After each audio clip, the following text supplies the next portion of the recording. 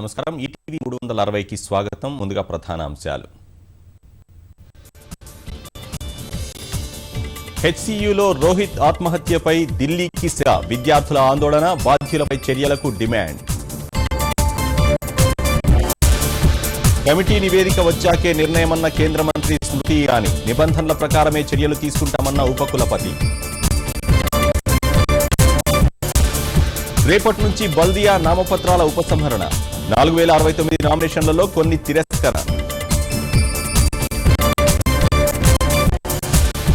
వచ్చే నెలలో అంకుర విధాన ప్రకటన, కంపెనీలకు వేర్ హౌస్ ద్వారా చేయుతనిమన్న కేటీఆర్.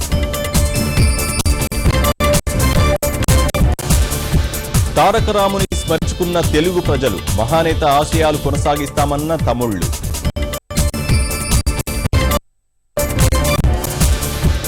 రాష్ట్రాలు సేంద్రియ సేద్యానికి ఊతమివ్వాలి, ప్రయోగాత్మకంగా చేపట్టాలని ప్రధాని మోదీ పిలుపు. పఠాన్కోట్ ఉగ్రదాడిపై ఎన్ఐఏ దర్యాప్తు ముమ్మరం, సల్విందర్ సింగ్ కు నిజ నిర్ధారణ పరీక్ష నిర్వహణకు కోర్టు అనుమతి. టెన్నిస్ కు పాకిన మ్యాచ్ ఫిక్సింగ్ జాడ్యం, 16 మంది అగ్రశ్రేణి ఆటగాళ్లపై ఆరోపణలు.